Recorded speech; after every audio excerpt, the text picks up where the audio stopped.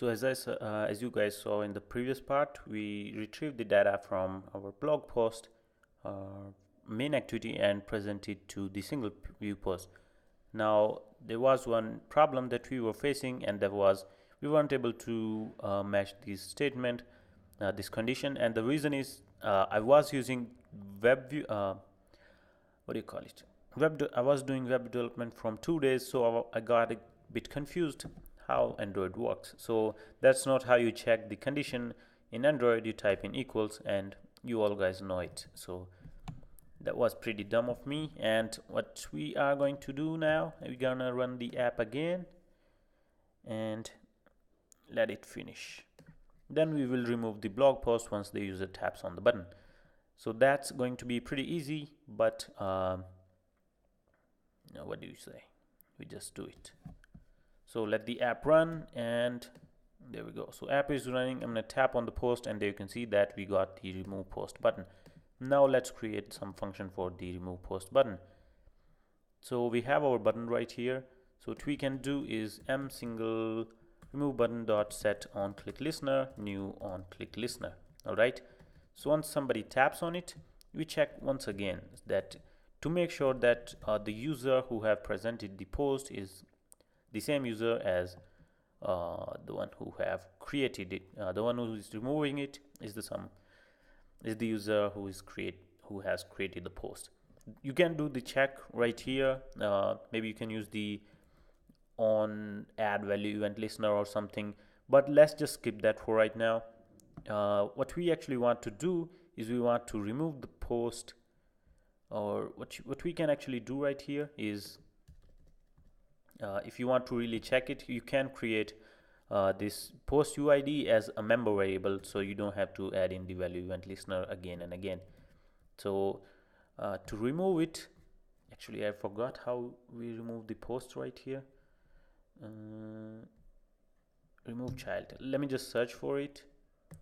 So Firebase remove child, because when you are working on web and when you come back to the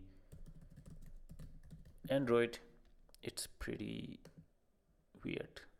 So this is the old documentation, but this works pretty fine.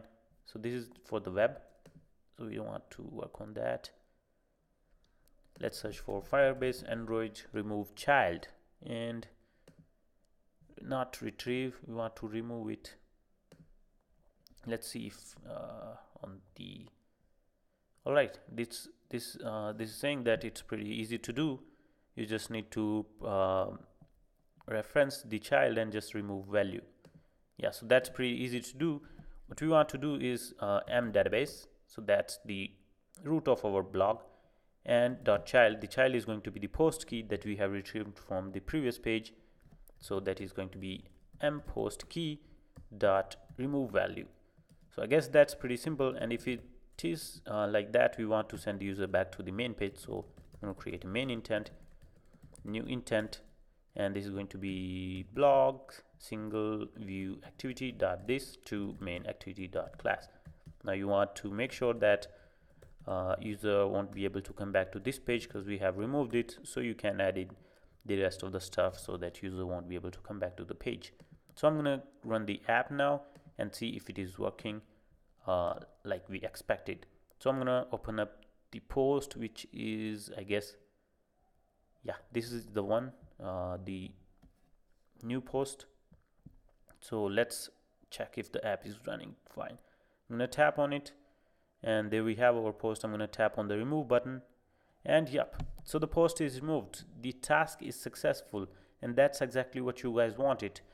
Now editing a post is another easy thing to do. I want you guys to try it by yourself, or if you aren't able to do it, I'll be back with new tutorial tomorrow with even with some web tutorials and Android as well. So see you guys tomorrow. Till then, bye bye.